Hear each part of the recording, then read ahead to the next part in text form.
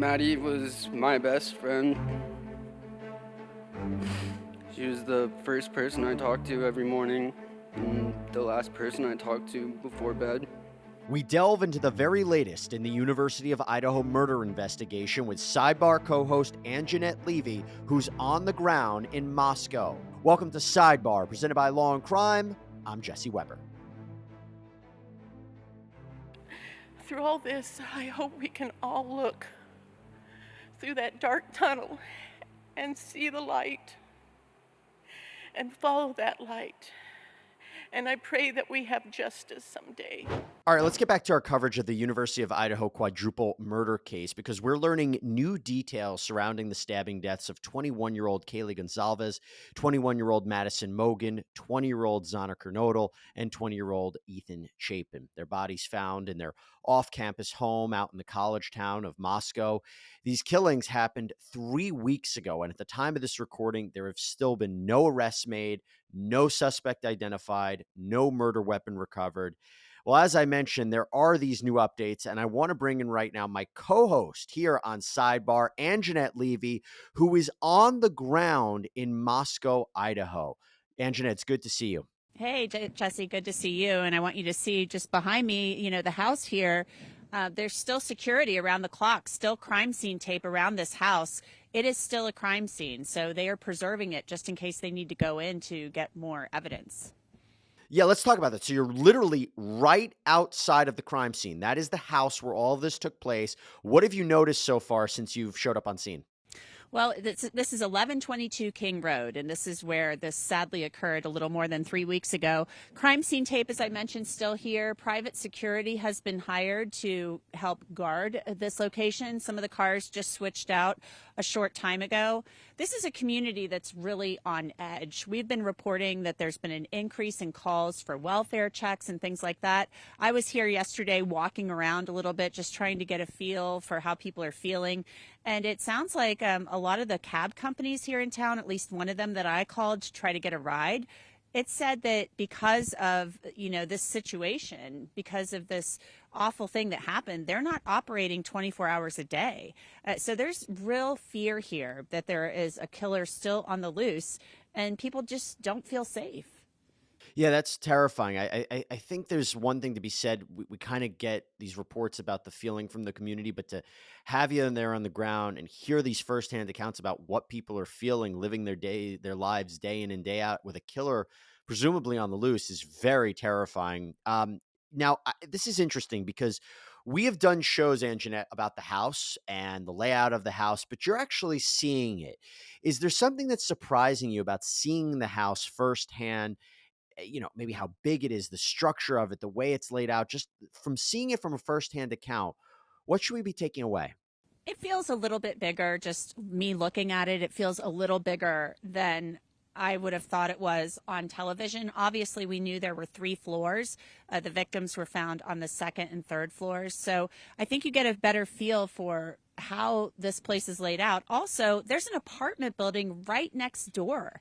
I mean, literally, there's a driveway and an apartment building. So this is not in a secluded area. This is in an area that is surrounded by other housing. So, the police have said that the victims were sleeping when they were attacked. Some had defensive wounds. We don't know which victim had defensive wounds, but obviously nobody was awakened by screaming or anything like that. Before we get to the updates, I just want one other question. So we know that the killings, the bodies were found on the second and third floor. When you're looking at the house, my understanding is there was reports of a ladder. There was reports of maybe a tree, in the sense that if a killer or killers entered from the second floor, do you notice anything by looking at the house, anything as a way someone might have gotten access to the upper levels of the house? I haven't noticed that just yet, but it did seem when I kind of was driving up around that area today, it looked like you could possibly climb up if you wanted to. I did not, immediately see that, but obviously there's been a lot of speculation that this person got in through possibly a balcony or some other sliding glass door. So we're going to take a closer look at that here in a little bit. All right, that's right. It's great to have you down there. Okay, so let's talk about this. One of the updates we've learned about is this stalking claim. right? There was this claim that Kaylee Gonzalez had a stalker. We're learning new details about that, right?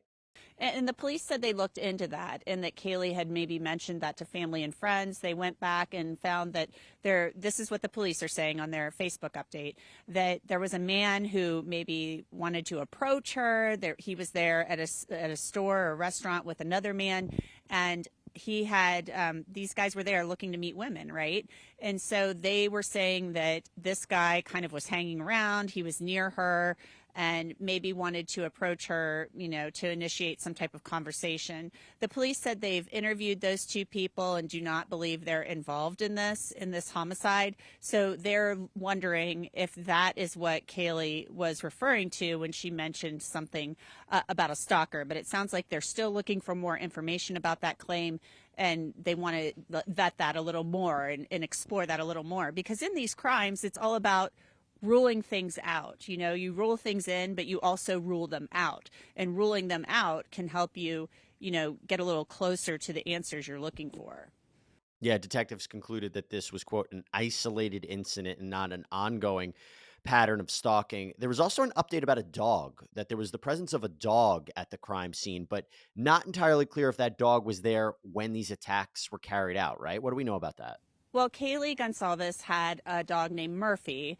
That dog is with apparently her ex-boyfriend right now. They shared the dog from everything we've seen in the reporting on this case. And over the weekend, Steve Gonzalez, who is Kaylee's father, kind of was asked some questions about the dog and whether or not Murphy, the dog, had any evidence on him and whether or not that evidence was collected. And he said he didn't know. Well, the police have now come out on Monday and said that the dog did not have evidence on him, that he was in another room where the crimes were not committed. So this dog, we don't know how the dog ended up in the other room, whether the killer put him there, was familiar with the dog, or whether maybe the dog just slept in another place. But they say that the dog did not have evidence on him, forensic evidence, and was kept in this other room. So that is where police found the dog. So it's not believed that the dog has any evidence on him or could, yield any clues.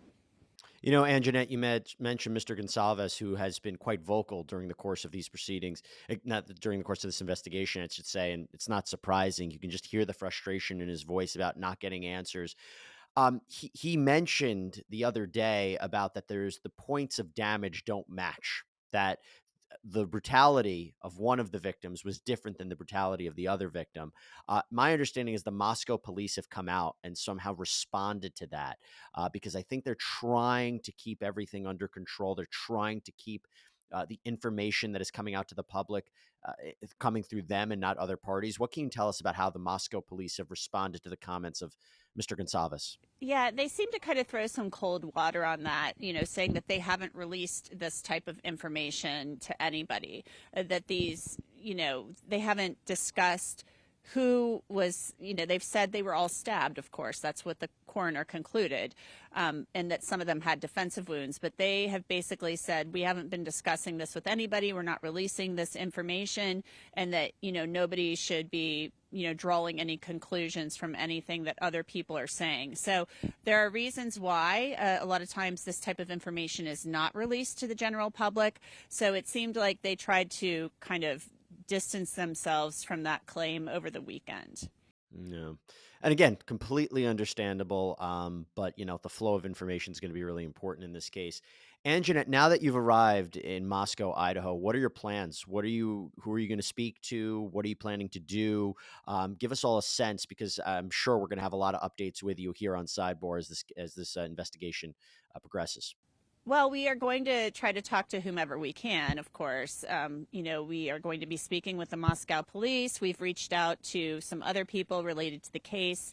I spoke briefly by phone with Kaylee Gonzalez's father yesterday. So we're looking to speak with everybody that we can about what has transpired here. Obviously, the families of these young people are grieving. They are heartbroken. As a parent, I can't imagine what they are going through. So they are, I think Steve Gonzalez is, frustrated. He's grieving. He's lost his daughter in a horrific way. Also, Maddie Mogan, who Kaylee they've been described as sisters. In their obituaries, they described each other as their chosen sister. So we're looking to speak with whomever we can, and we're just going to kind of try to get the lay of the land and see if we can find out anything about what's going on with the investigation. Right. And I think something else to note for us, we say it's been 3 weeks since this happened. So much time has passed. But for the families, think about how fresh this is in their lives, in their minds, in their hearts with what happened to them. So something to keep in mind there. Angenette, thank you. Great reporting. I'm happy you're going to be on the ground, giving us updates on what's happening. But at the same time, Angenette, please stay safe. This is a very, very dangerous situation. We appreciate you going there and ultimately, reporting back to us what you're learning. But please stay safe out there, Angenette. Will do. Thanks, Jesse. And that's all we have for you, everybody. Thank you so much for joining us here on Sidebar. Please subscribe on Apple Podcasts, Spotify, YouTube, wherever you get your podcasts. I'm Jesse Weber. I'll speak to you next time.